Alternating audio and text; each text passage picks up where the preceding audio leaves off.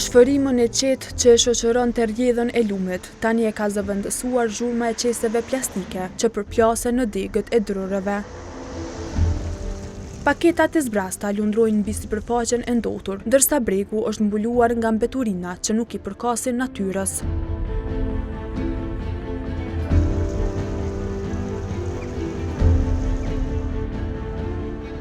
Era e freskët që dikur vinte nga uji është mbërthyer nga kundërmimi që burim ka plehrat dhe ujrat e zeza.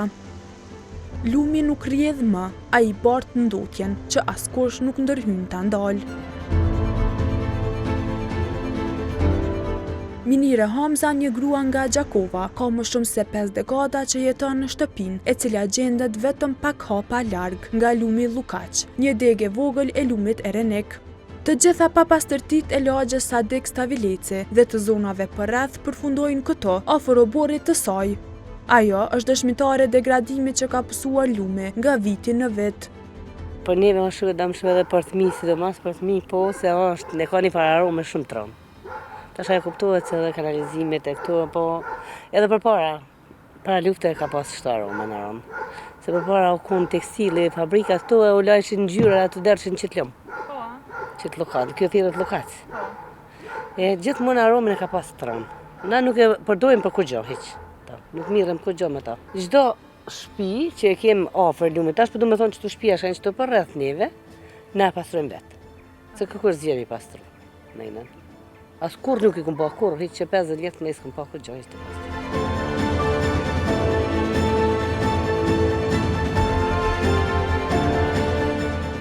Vetëm dimrit kundërmimi pushon me që temperaturat bien e me të mbërritur pranvera ndron gjithçka. Minire Hamza thot se nga era e rënd është i pamundur qëndrimi në obor. Djali i saj Leutrimi kujton vitet kur së bashku me babain e tij, tashmë të ndjer, peshkonin në lom, kohë kur në të ende nuk derdheshin ujrat e zeza të lagjes. Si përshin edhe vetë alo nuk është koha verës, edhe fararome ka, është shumë e dëmshme, shumë pjesë e rrezikshme. Sidomos për fëmijët. Gjithashtu është e rrezikuar edhe për zvarranikëve, shpeshin edhe vetë. Ku pas kohë këtë pjesë lumit e kena përdorur edhe për peshkim. Është kon shumë i pastër, po tash sipas ndotjes të ujrave të zeza, të kanalizimit që kanë qitë këtë pjesa knajna, është duke edhe peshkimi.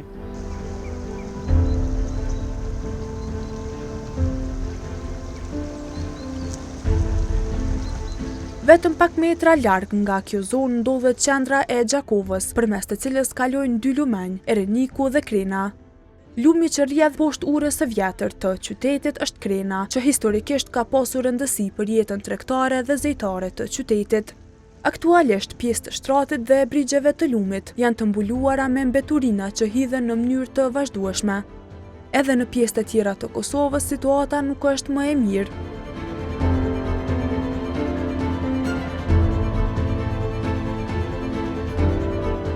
Në mungesë të sistemit të organizuar për mbledhjen e mbeturinave, banorë të shumë fshatrave të Vitis i derdhin ato në lumenj. Tani Morava e Binqës nga një rrjedhë natyrore është shndruar në vend grumbullim të hapur të Bërllogut. Ky lum nis rrugtimin nga malet e Karadakut, kalon përmes fshatrave të Vitis dhe Gjilanit dhe ndan qytetin e Vitis në 2 anë. Urat të vogla të ndërtuara mbi të lidhin lagje e fshatra, por në rrjedhën e poshtme lidhja me natyrën është zbehur. Morava nuk përdoret më as për ujitje, e fryma dhe reshjet nuk janë të mjaftueshme për t'i larguar mbeturinat që kanë zënë vend në shtratin e saj.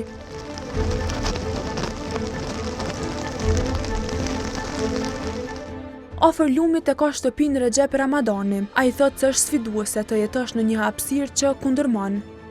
Lumi është i ndotur valla shumë bile, se edhe është i mbushur edhe me mbeturina shumë, po edhe nga këto shelnet që janë asi, kështu që shumë zinët. Po edhe ndotja edhe kanalizimeve. Këtu ndikon se kanalizimet binë në dom, verës ka edhe erna, vjen edhe era e ndotjeve të kanalizimeve. Kemi bën ankesë kryetarit dhe këshillin komunë për pastrimin, po nuk kanë arrit hala me bën diçka. Kërkesa jonë konë me pastru sa do pak mos ndalen mbeturinat, Po edhe çështja e kanalizimit, po kjo s'kan arrit hala. Kanalizimet e jo vetëm fshatit tonë, po edhe fshatrave nalt komunës Vitinjës, këtë binë këtu. Çështja e kanalizimit, zgjidhja më e mirë ka qenë dhe pastrimi më vonë, sa do pak i lumit. Sepse edhe uji kur vjen, kur të rritet lumi, po del edhe jashtë shtratit, ka edhe pengesa, ka edhe dame ka njerë, e kështu që mirë konë më pastru ky lum.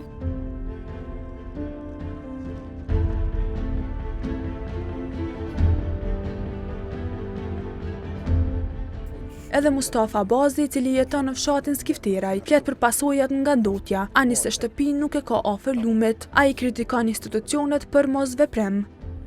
Mungesë inspektoriatit që me dalë mu hetu, mu zbulu edhe mu ndërprej. Nuk është që nuk ka ndërmor komuna, komuna ka marrë aksione, mirë po fill mas ka fillu prap mu bo, për deri sa nuk bëhet obligim grumbullimi i mbeturinave, si kur rryma për shembull ose uji ose kjo ka me vazhdu. Na jemi të jetu në qëtë mbeturina, në qëtë peshomi qëtë rreth. Natyra po na vret për çdo ditë, po kjo është tjetër. Vjen njëherë në vetë ose në 2 vjet njëherë, mirë po ajo një aksion një ditë nuk është diçka që është për më po.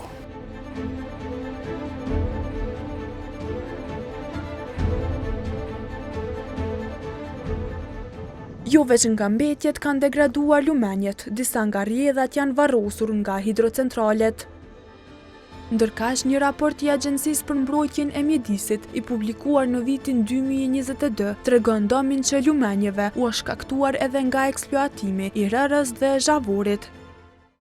Lumi më i degraduar për nga sipërfaqja është Drini i Bardh me një zonë të dëmtuar prej 1393.04 hektarësh, pasuar nga Lumbardhi i Pejës me 257.12 hektar, të dhënat që përfshin periudhën deri në vitin 2018. Në total, deri në atë vit, sipërfaqja e degraduar e lumejve arrin në 1762.71 hektar, ndërsa nga viti 2012 deri në vitin 2018 është shënuar një rritje e degradimit për 543.48 hektar. Trendi i shkatrimit ka vazhduar edhe pas vitit 2018. Krahas Drinit të Bardh e Lumbardhit të Pejës, nga dora e njeriut u është degraduar shtrati, edhe e Renikut, Moravës së Bingjës, Desivojcës, Krivarekut dhe Ibrit. Edhe raporti i Agjencisë për Mbrojtjen e Mjedisit thotë se në shumë pjesë të lumenjve, ekosistemet ujore janë shkatëruar plotësisht, duke prekur drejt për drejt florën dhe faunën lokale. Aty theksohet se lumenjet dhe brigjet e tyre janë të pasura me larmi të drurëve dhe shkurreve, por se të gjitha janë të kërcënuara nga procesi i degradimit. Ngjashëm është situata edhe me faunën.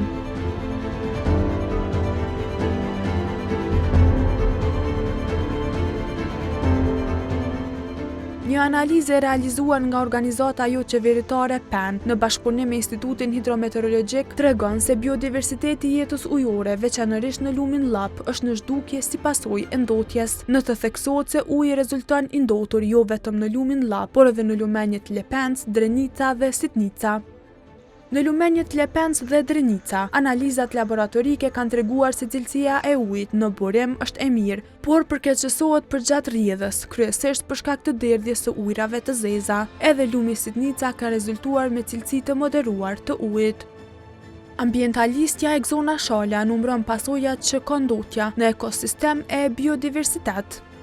Nëse këtë ujë na e kemi të ndotur, i kemi situatën drejt për drejt, që na e konsumojmë, s'po thëmë për ujën e sistemit të pjesë, po ujën në hapësirë të cilën e marrim në lumenjtë të tanë, është i dëmshëm për prodhimin e ushqimit, është i dëmshëm për baktin, për bujqësinë që është në atë zonë, është i dëmshëm për bimët që jetojnë në atë zonë, nëse ka, e si argumentim konkret është fakti që Kosova ka humbë shumë peshq në për lumenjtë vetë, është pa aftësia e organizmave që këta peshq janë edhe organizma indikator që na kallëzojnë çfarë cilësia është prezenca e tyre apo jo na tregon. Ky ndoshta është argumenti më adekuat me na tregu edhe me na pasqyru gjendjen e lumenjve tonë me pika të shkurta. Sipas Agjencisë së Statistikave, vetëm 25% e ujrave të ndotura trajtohen, ndërsa pjesa tjetër përfundon drejt për drejt në rrjedhat e lumenjeve. Aktualisht, Kosova ka në funksion 3 impiante për trajtimin e ujrave të zeza në Prizren, Skënderaj dhe Junik. Ndërkaq, shumica e ujrave të zeza që qarkullojnë në kanalizime derdhen të patrajtuara në lumenj.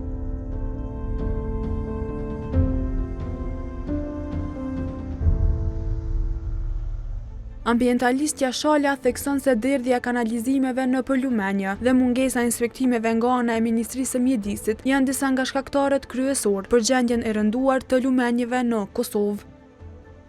Çka është duke u zhvillu, janë disa prej projekteve të impianteve të pastrimit të ujrave, që parimisht janë shumë të vogla në sens edhe janë projekte të kushtueshme, të vogla në aspektin e numrit, për aq sa ka kapacitete. Kosova për momentin furnizohet dikur 46% prej liçeneve artificiale që kemi të shpërndara në për vendin tonë me ujë të pijes, për ujë të pijes po flas, edhe rreth 25% vjen prej lumenjve. Po, çka është shumë sfiduese që na e kemi zgjedh edhe kemi identifikuar ndoshta si problem, jo zgjedh hala, po e kemi identifikuar është kanalizimet, proceset e kanalizimeve që kalojnë drejt për drejt në lumenj dhe nuk trajtohen. Deri më tani kemi vetëm 25% të lumenjve tanë të trajtuar nga këto të trajtuar para përdorimit të ujrave, që i bjen parimisht nëse themi me një fjalë adekuate, nëse marrim si një aspekt të Kosovën si shtëpia jonë, atëherë lumenjtë tonë janë brenda te pjesa e banjës, që nëse e argumentojmë drejt për drejt është prej asaj që shfrytëzojmë pastrimin e trupit tonë edhe në pastrimin e durve dhe fytyrës, 25% e saj parimisht na shkon drejt për drejt në për lumenjtë tonë. Ambientalistja Shala shtron nevojën për ndërgjegjësimin e qytetarëve dhe sheh këtë si parakusht për të ndërruar situata me ndotjen. Ndotja fillon prej aty, prej aspektit të shtëpisë, edhe në ende kemi të bazuar këtë thonjën që lumi e përbin. E që ajo na shtyn si qytetar për të keq, për nxjerrjen do aspekt që me gjujt mbeturinën, sepse gradualisht lumi nuk na largon jashtë syve. Po ajo mbeturinë nuk e përbin, nuk largohet, vetëm se kalon prej një pozite gjeografike me një pozitë tjetër dhe qëndron aty me qindra e mira vjet. Është tani përshkrim adekuat që lumenjtë tonë nuk i kemi në gjendje më të mirë të mundshme, absolut, por edhe për kujdesin tonë ndaj tyre nuk e kemi fare në rregull. E jeton Oruqi, i cili është këshilltar ligjor dhe institucional në organizatën GEZ, shtron nevojën për menaxhim më të mirë të mbeturinave, në mënyrë që ato të mos përfundojnë në lumenj. Edhe te na, sikurse edhe në vende tjera, sidomos në vendet e rajonit, ndodh që mbeturinat përfundojnë në lumenj, por edhe në natyrë, dhe kjo përbën pastaj rrezik për shëndetin e njerëzit, për biodiversitetin dhe kësaj ndotet edhe natyra dhe ambienti. Ka forma të ndryshme, por ato që janë më të theksuara, mund të themi që në mbeturinat komunale, kur personat të caktuar apo familje shkojnë për piknik dhe pastaj ato mbeturina mbetin pa u mbledh, mund të jetë edhe nga mbledhja jo në frekuencën e duhur e kompanive që janë përgjegjëse për mbledhjen e mbeturinave, por jo vetëm, po ashtu mbeturinat industriale, mbeturinat e rrezikshme shpeshherë dinë të përfundojnë edhe në vende ku nuk e kanë vendin e duhur. Dhe kjo pastaj përbën rrezik për shëndetin e njerëzit.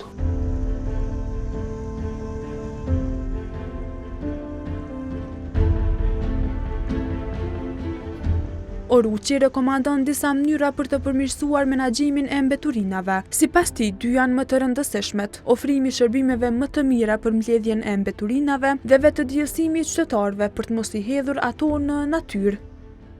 Tani më jemi në një fazë kur sektori privat janë mbledh kompanitë më të mëdha, por edhe ato që janë të mesme dhe të vogla, dhe kanë kriju një organizat e cila së shpejti pritet të akreditohet nga Ministria e Planifikimit Hapësinor dhe Infrastruktur, e cila do ta ketë përgjegjësinë për të kryer të gjitha investimet e nevojshme në tërë territorin e Kosovës dhe të kujdeset që produktet të cilat vendosen në treg, pra shishet e qelçit, plastikës, aluminit, duke filluar nga ato më të vogla 0.25 ml deri në maksimum 2 litra, të kthehen në maqina, në pjesë të caktuara, në dyqanet ku bëhet blerja e produkteve ushqimore dhe kësaj ato shishe të përfundojnë në zinxhirin e prodhuesit, duke mos përfunduar pastaj në natyrë. Se çka nënkupton kjo, për ta pas të gjithë të qartë, është për çdo shishe që do të blehet, do të paguhet 5 cent ma tepër. Mirë, po kur të kthen shishën qytetari, ka të drejtë me marrë depozitën prapa prej 5 cent.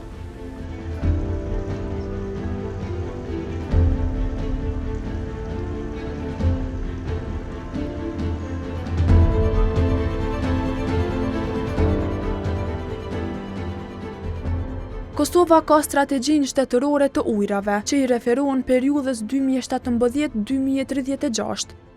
Ajo parashe masa për mbrojtjen e lumenjeve nga ndotja dhe eksploatimi ilegal i zhavorit, si dhe përmirësimin e menaxhimit të resurseve ujore. E në mesin e qëllimeve kryesore të listuara në strategji janë edhe menaxhimi i ujrave të zeza dhe modernizimi i infrastrukturës së monitorimit të ujrave. Ato kanë mbetur në letër. Përfaqësues të Ministrisë së Mjedisit arsyetuan mungesën e veprimeve për ta parandaluar këtë shkallë ndotjeje të lumenjeve, duke thënë se ka mungesë inspektorësh. Në këtë institucion numëruan disa veprime në funksion të përmirësimit të situatës. Aktualisht është duke u zhvilluar projekti pastrimit të lumenjve në disa komuna të Republikës së Kosovës, i cili do të vazhdojë në vitet në vijim. Çdo vit mbahen aktivitetet vetëdijsuese në lidhje me mbrojtjen e ujrave dhe mjedisit, kryesisht në ditën botërore të ujrave dhe meteorologjisë, si dhe ditëve të tjera për mjedis. Me shkarkimi i ujrave urbane bëhet në lumenj dhe Ministria e Mjedisit, Planifikimit Hapësinor ka mbështetur komunat financiarisht me një pjesë të investimeve për ndërtimin e impanteve të trajtimit të ujrave të ndotura, por është një sfidë e madhe për shkak të vlerave të larta financiare dhe në mirëmbajtje. Po ashtu edhe hedhjet e mbetjeve të ngurta në shtretër të lumenjve konsiderohet një sfidë për shkak se është vështirë të kontrollohen sepse hedhen ilegalisht. Përkundër bukurisë që lumenjet dikur përçanin në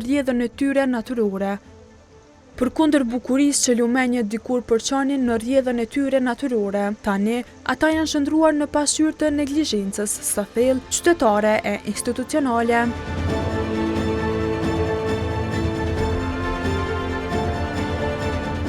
Krahas dëshmive për ndotjen e ujrave, banorë në Gjakov e Viti shprehen brengën edhe për humbjen e lidhjes njerëzore me natyrën, nga fëmijët që nuk guxojnë të lozin afër ujit e deri te mungesa e biodiversitetit. Ata druajnë se nëse nuk veprohet shpejt, lumenjet do të kthehen në kanale të hapura mbeturinash.